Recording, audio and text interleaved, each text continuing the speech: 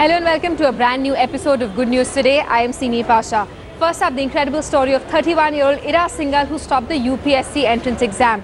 Now, Ira could have taken this exam as a special disabled candidate, but she chose to write it in the general category and she stopped it. Take a look.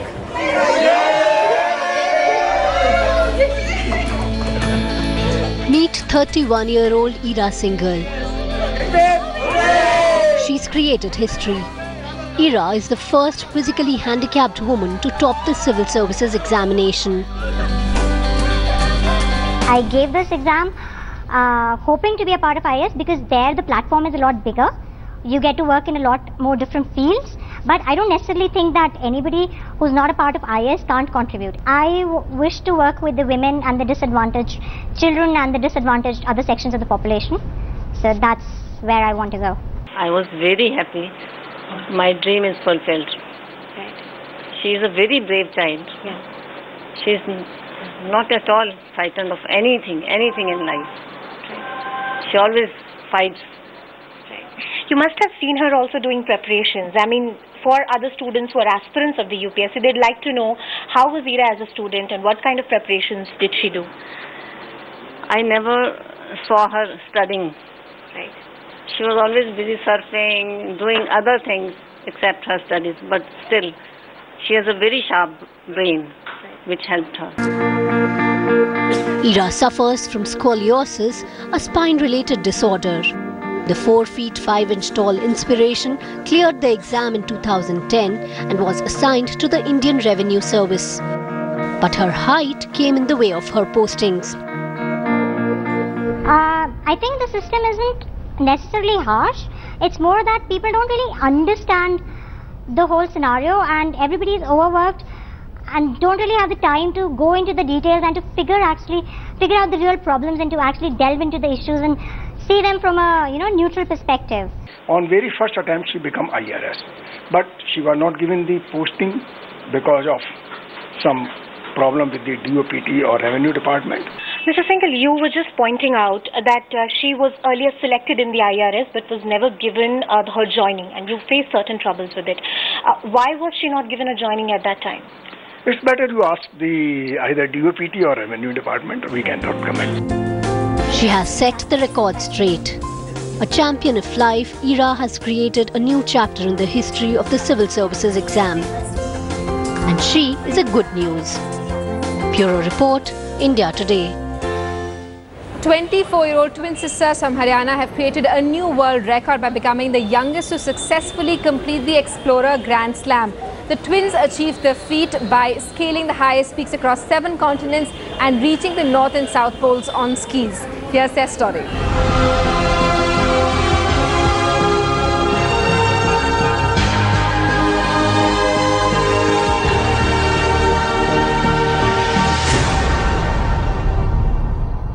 We're almost here. In about 10 minutes we'll summit Mount Elbrus, and you can see around there are beautiful mountains. They have conquered the North Pole. They have touched the South Pole. They have stamped their presence on all 7 summits around the world.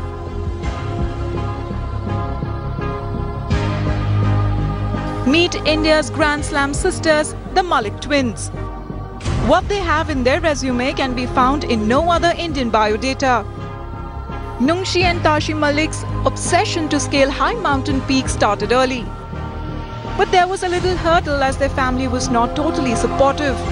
However, their mother took a loan and their father took out their savings, and then the girls were good to go. Well, it's amazing to have wonderful children like them. I mean, it's a dream come true for them, but I have been always scared. The Malik twins started big. The first target was Mount Everest that was scaled in May 2013. And then one by one, all the top peaks in all 7 continents were conquered. Mount Kilimanjaro, Denali, Vinson Massif, Mount Elbrus and Mount Kosciuszko were all on the glittering curriculum vitae. This feat takes them in the elite group of 44 mountaineers in the Explorers Grand Slam to have completed this feat since 1998. They're also the youngest siblings to complete this amazing feat. We are the fastest South Asian, and I believe there's no South Asian who has ever done this. And we finished it in 2 years and 1 month, which is a pretty good record. I think one of the recent expeditions I could cite an example from was the North Pole expedition, which I don't think we two would ever undertake again. It was one of the most toughest expeditions. It was nothing like the South Pole. We did train for North Pole, and we realized that it is one of the coldest places on the planet. So what's next for India's Grand Slam sisters? For now, Mount Cook in New Zealand and a few virgin peaks around the world is on their radar. That your time is limited, so don't waste it living someone else's life. Thank you.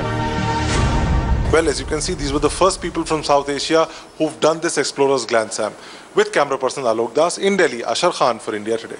She's 19 years old. She suffered epileptic fits in her childhood, because of which she couldn't pursue her education, and she lives in a slum in South Kolkata. Life hasn't exactly been a dream for Aisha Noor, but today she's the reigning world youth karate champion. Take a look. 18-year-old Aisha Noor resides in a slum in Beniapukur area in Kolkata. She's prone to epileptic fits and is on regular medication. But that couldn't stop her from being an achiever.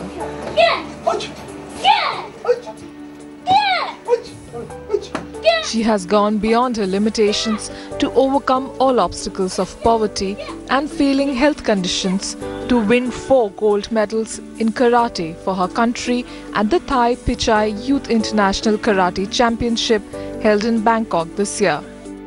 Bangkok गए थे, 2 बार वहाँ जीत के आए, मुंबई से जीत के आए, कोलकाता में जीते हैं। क्या मिला तुमको वहाँ जीत के? वहाँ जीत के मुझे मेडल मिला है। कौन सा मेडल? Gold medal. कहाँ से गोल्ड मेडल मिला? हाँ, गोल्ड मेडल यहाँ से 3 बार बैंकॉक से मिला है। आयशा नूर अभी थाईलैंड से जीत करके आई है, और ये पहला बार नहीं बल्कि इसके पहले भी 2 बार वो इंटरनेशनल मुकाबला में गोल्ड जीती है। And she is the first, वो पहली लड़की है जो 3 मुकाबला में गई है इंडिया से और तीनों में गोल्ड जीती है। और वो ब्लैक बेल्ट भी है, बहुत गरीब घर से बिलोंग करती है, झोपड़पट्टी में रहती है। और इस तरह का खिलाड़ियों को गवर्नमेंट से किसी तरह का मदद नहीं है, मदद मिले तो इस तरह खिलाड़ी बहुत आगे बढ़ सकते हैं। With only an elder brother, Tanveer and her mother as the bread earners of the family of 5, it is hard for them to make the 2 ends meet. 5 years ago, Noor's father died, forcing her elder brother to drop out of school to support the family. Yet, they managed to pay for Noor's monthly medical bills, her cost of training, and maintain a healthy diet required for an athlete.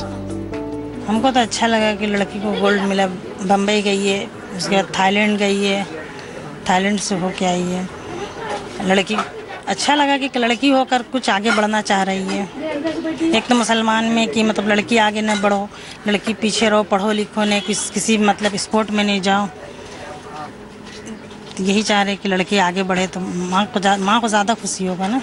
मेरा ये बोलने कहने का मतलब है कि मेरी लड़की की बीमारी है, समझ लीजिए। उसके पापा नहीं, 6 साल हो गए उसके पापा डेथ हुए हुए।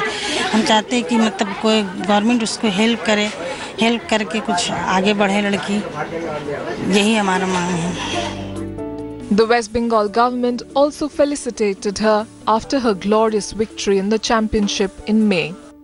She has been selected to participate in the World Championship to be held later in December in Bangkok.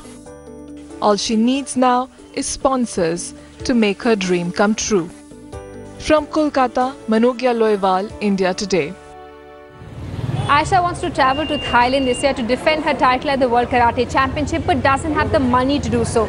If you want to provide Aisha with financial assistance, you can contact her coach on the number flashing on your screens, and we'll keep you posted on her story.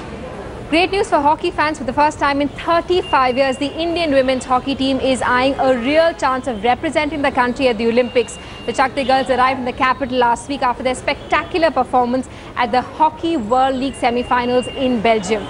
Take a look.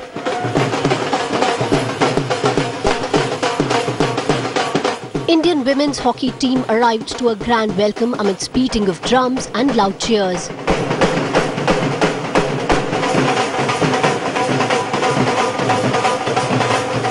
A large contingent of officials and media gathering was present at the airport to receive the team that finished 5th at Hockey World League semi-finals in Antwerp, Belgium. The result has enhanced Indian E's chances of qualifying for the 2016 Rio Olympics after 36 years. But not waiting for the final green signal, Indian women's team skipper Ritu Rani wants her team to begin their preparations for the Olympics instantly. While they await an official confirmation from the International Hockey Federation, it's time for celebration. Bureau Report, India Today. Encouraged by the appreciation shown by Prime Minister Narendra Modi for their Beti Bachao Selfie Banao campaign, Bibipur village has now launched another initiative to promote the girl child. Digital India Withlado is an initiative that seeks to create awareness about the skewed sex ratio in Haryana amongst the youth. Take a look.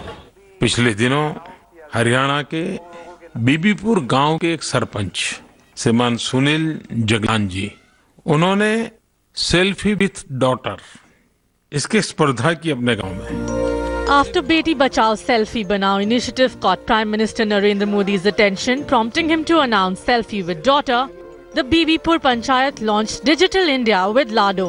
उस दिन मैंने कहा था कि मेरे गांव की बुजुर्ग महिलाएं भी इसमें भाग ले सकती. Bibipur is not new to this.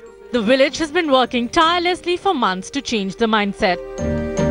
There's a road named as Lado Sarak dedicated to girls of this village. Now they have decided to replace names of fathers in the nameplates with their daughters' moniker. घरों पर बाहर पुरुषों के नाम थे, हमने name plate बनाई बेटियों के नाम से. जैसे मेरे घर के बाहर मेरा नाम लिखा हुआ था तो उसमें मेरी बेटी का नाम हो गया आज से नंदिनी निवास, नंदिनी bbipur@gmail.com और नीचे digital India with Lado campaign.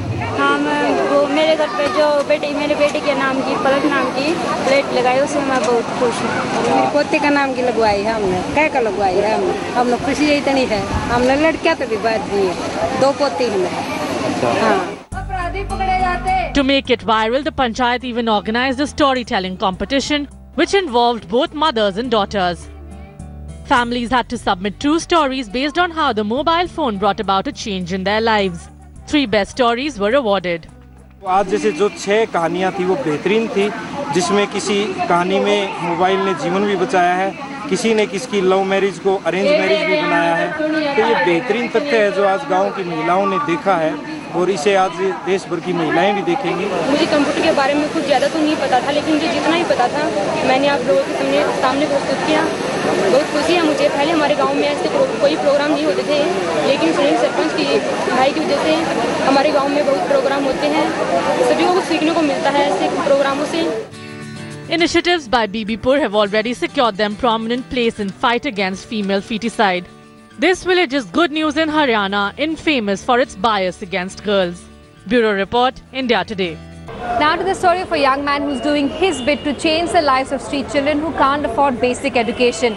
Rajesh Sharma didn't have access to a grand house or didn't own a huge plot of land, but that didn't come in the way of him setting up a school for underprivileged children. Take a look.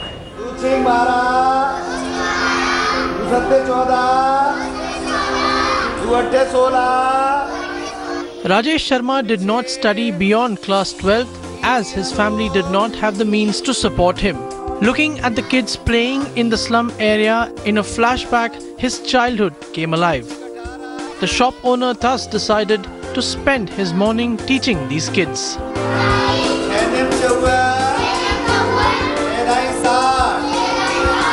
यहाँ पर जो है बारिश वगैरह होती है तो पानी वगैरह भर जाता है, तो बच्चों को जो है बैठने करने के लिए परेशानी है. दो दिन से कंटिन्यूस जो है बारिश हो रही है, तो देखो स्कूल में आपने देखा भी है पानी भर गया है. तो फिर भी हमारे 40-50 बच्चे आए हैं आज पढ़ने के लिए कि उनको मालूम है कि उनके पाठशाला में जो पानी भर गया है, इसलिए. तो बाकी और दिन तो इतनी दिक्कत नहीं आती है, बारिश में ही काफ़ी दिक्कत हमको आती है. Alphabets were scribbled over grey metro pillars near the Yamuna Bank station, and the place today echoes with the murmur of children reciting poems. But things weren't this smooth in the beginning. He started his school under a tree in 2006 with just a handful of kids. He had to stop his school as the juggies in which these kids used to reside were demolished in 2009. Parents came back to him asking for help, and the Metro Pillar Pathshala started. मेरे बच्चे भी यहाँ पढ़ने वाले वो सब बेघर हो गए, उनका आज से आना भी टूट गया, तो मैंने ही बंद कर दिया था। फिर इनके माँ बाप के मेरे पास में फ़ोन गए कि सर जी यहाँ पर आकर के कुछ बच्चों को आपने रास्ता दिया है पढ़ने के लिए, तो इनको जो है फिर से आगे चलाओ। तो मैंने कहा आप लोगों को बैठने उठने के लिए जगह नहीं है, तो मेरे को कहाँ से जगह दोगे आप बैठने के लिए। मैं मतलब टालने वाली पूरी बात करी, लेकिन वो लोग पीछे पड़ गए मेरे। फिर मेरे को आना पड़ा। आने के बाद में फिर मैं मेट्रो के नीचे मैंने देखा कि अगर बारिश होती है थोड़ी बहुत तो हमारे बच्चों को बचाव हो जाएगा, और धूप में तो बचाव है ही है पूरा। तो उस चीज़ को सोच करके बाकी बिल्कुल रोड पे ही जो है मैंने इन बच्चों को पढ़ाना शुरू किया था 2010 में। तो उस जगह से फिर धीरे धीरे रात में लोग जो है मलबा वगैरह भी डाल जाते थे। हमारे बच्चों ने काफ़ी मेहनत किया, उस मलबे को एक जैसा करते थे, फिर उस पर ही बैठ करके पढ़ाई शुरू कर देते। उस समय से मेट्रो के नीचे जो है मैं पढ़ा रहा हूँ बच्चों को। यहाँ पे होती है पढ़ाई, इंग्लिश पढ़ाते हैं, सारा हर सब्जेक्ट पढ़ाते हैं। तुम कौन से सब्जेक्ट में अच्छे हो? मैं इंग्लिश और हिंदी में। इंग्लिश और हिंदी पढ़ना लिखना उतना सब कुछ समझ में आता है, पढ़ना उड़ना हिंदी में तो। अच्छा, यहाँ कब से आ रहे हो? यहाँ हो गए 4-5 साल होने वाले हैं।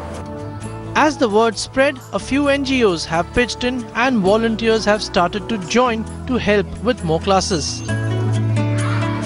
The Metro Pillar Pathshala is a good story about how an individual can really enrich lives of others around, and Rajesh Sharma is a pioneer of good news.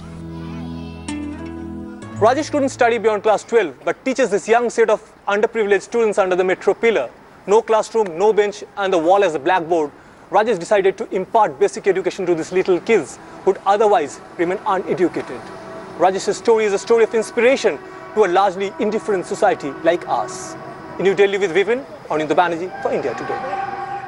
Now to the story of a snake man in Kerala who's caught more than 50,000 snakes and has been bitten by these reptiles almost 3,000 times.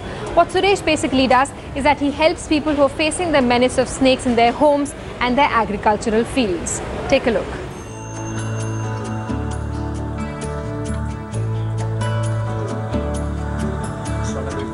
Kerala's best-known snake expert Wawa Suresh is back in business.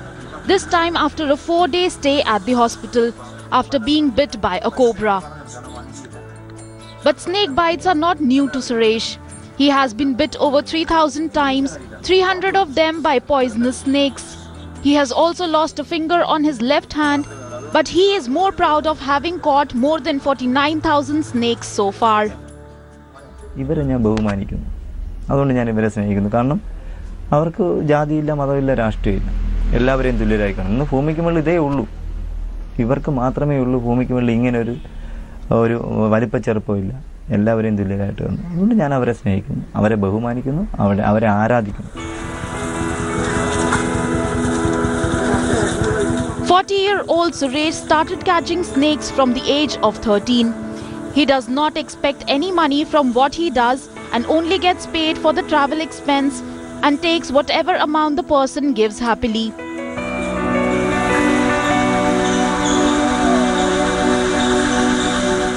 And leaves it in the forest with the help of the forest officials.